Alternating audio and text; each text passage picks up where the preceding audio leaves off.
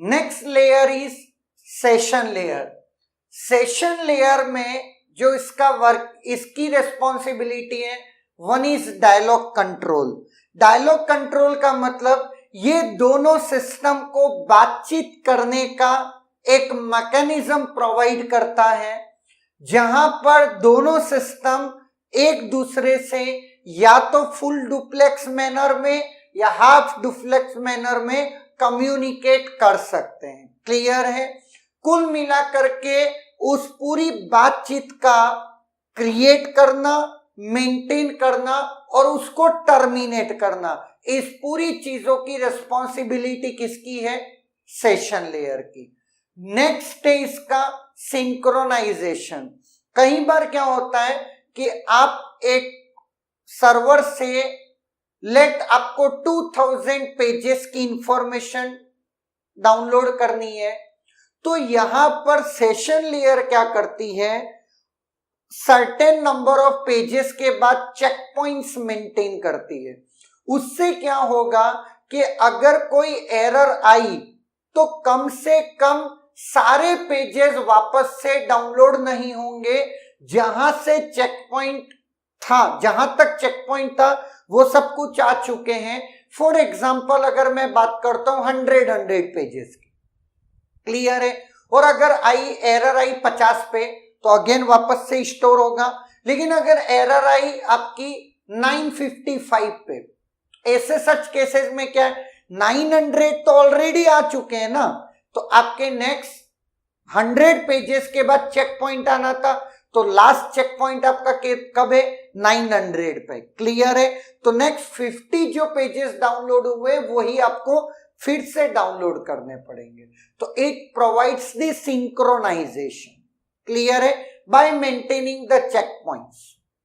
Now next layer है आपका presentation layer. Presentation layer में पहला आपका है ट्रांसलेशन। ऐसे तो आपका जो डेटा होता है वो एक्चुअली टेक्स्ट फॉर्मेट में होगा, या आपके कह सकते ऑडियो वीडियो कुछ भी हो सकता है। हर सिस्टम अपना अपना एनकोडिंग सिस्टम रखता है, उसका अपना अपना एनकोडिंग मैकेनिज्म होता है। तो यहां पर आपको कई बार क्या होता है, और नेटवर्क एक पर्टिकुलर एनकोडिंग सिस्टम समझता है, लाइक आस्की कोड समझता है, तो किसी भी एनकोड से किसी दूसरे एनकोड में आपको ट्रांसलेट करना पड़ेगा।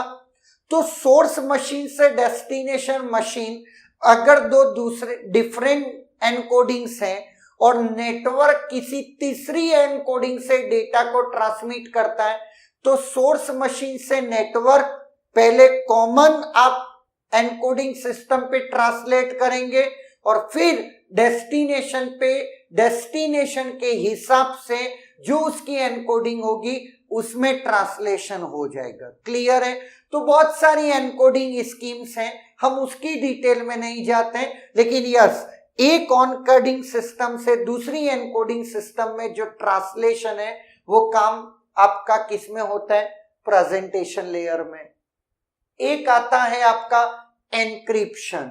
अगर आपको डेटा को सिक्योर्ड मैनर में सोर्स से डेस्टिनेशन पहुंचाना है और अगर आप एज इट इज डेटा पहुंचा दोगे तो हो सकता है कोई भी हैकर या इंट्रूडर उसको पढ़ ले और आपका लॉस हो जाए। तो अगर कोई भी एकदम आपका सिक्योर्ड डेटा है, आप उसको क्या करना चाहोगे? एनक्रिप्ट करके उसकी सिक्योरिटी को इंप्रूव करना चाहोगे। क्लियर है? तो सेंडर साइड पे एनक्रिप्शन होगा और रिसीवर साइड पे क्या होगा? डिक्रिप्शन होगा, जिससे ओरिजिनल डेटा आपको मिल जाए। That is called encryption and decryption. ये भी कहाँ होता है? प्रेजेंटेशन लेयर पे। Next is compression. कई बार क्या होता है कि आपका डेटा बहुत बड़ा है, हम उसको कंप्रेस करके भेजते हैं, लेकिन एक बात ध्यान रखना, कंप्रेशन टेक्निक हम में आपका सिंगल बिट या बाइट का डेटा लॉस नहीं होना चाहिए जब आप उसे डीकंप्रेस करें। क्लियर है? तो कंप्रेशन, एनक्रिप्शन और ट्रांसलेशन, ये काम किसका हो गया? Presentation layer. नेक्स्ट आपका आता है एप्लीकेशन लेयर। पूरी यूजर की जिम्मेदारी, यूजर एक्चुअल में सोर्स से डेस्टिनेशन अगर डेटा भेजना चाहता है तो अल्टीमेटली वो कम्युनिकेट किससे करता है, एप्लीकेशन लेयर से। बाकी तो अंडरलाइन जो भी लेयर्स हैं वो बातचीत, उसको यूजर को क्या लेना देना, कोई लेना देना नहीं है। तो it is responsible for provide interface to the user, चाहे वो इंटरफेस टर्मिनल लेवल पे हो, चाहे वो आपका ग्राफिकल यूजर इंटरफेस हो, कुछ भी हो, तो वो प्रोवाइड करने की जिम्मेदारी किसकी है, एप्लीकेशन लेयर की। नाउ यहां पर कुछ टास्क हैं जो हम एप्लीकेशन लेयर पर परफॉर्म करते हैं। One is network virtual terminal. ये आपको सर्विस प्रोवाइड होती है जब आप रिमोटली नेटवर्क में किसी टर्मिनल को एक्सेस करना चाहते हो, किसी होस्ट पे लॉगिन होना चाहते हो, तो हम नेटवर्क वर्चुअल टर्मिनल के थ्रू रिमोटली किसी सिस्टम पे लॉगिन करते हैं और अपने टास्क को परफॉर्म करते हैं। क्लियर है। एक आता है आपका file transfer access and management, FTAM। ये आपका फाइल को ट्रांसफर करना, मैनेज करना, इसके लिए रेस्पॉन्सिबल होता है। नेक्स्ट आता है आपका मेल सर्विसेज, आपके ईमेल को ट्रांसफर करना और उसके लिए जो सर्विसेज हैं वो प्रोवाइड होती है मेल सर्विसेज। आपकी मेल जो भी है वो मेल सर्विसेज के थ्रू प्रोवाइड होती है। लास्ट है डायरेक्टरी सर्विसेज। आप कोई भी एक ग्लोबल इंफॉर्मेशन या डिस्ट्रीब्यूटेड डेटाबेस सोर्सेज आप इनको यूज करना या एक्सेस करना चाहते हो तो फिर आपके लिए डायरेक्टरी सर्विसेज हैं जिसके थ्रू आप एक्सेस करते हो।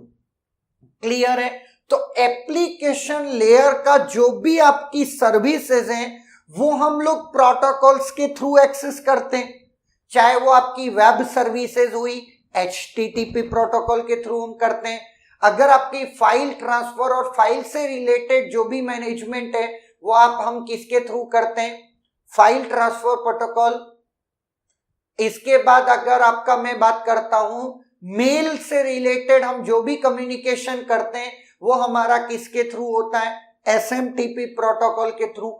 इसके बाद बहुत सारे ऐसे प्रोटोकॉल हैं जो एप्लीकेशन लेयर प्रोटोकॉल है जिसका यूजर एक्सेस लेता है। क्लियर है। तो दैट इज एन ब्रीफ या basic overview of OSI layers. अब अपन हर एक लेयर को डिटेल में पढ़ेंगे जहां से क्वेश्चन डिजाइन होते हैं और पूरे नेटवर्क का एक डेप्थ एनालिसिस कि किस तरीके से एक्चुअल में डेटा लिंक लेयर में ट्रांसमिशन होता है, नेटवर्क लेयर की जो जो सर्विसेज बोली वो कैसे परफॉर्म होती हैं, ट्रांसपोर्ट लेयर कैसे चीजों को हैंडल करता है। ये सारी चीजें अब अपकमिंग चैप्टर्स में हम लोग डिटेल में पढ़ेंगे।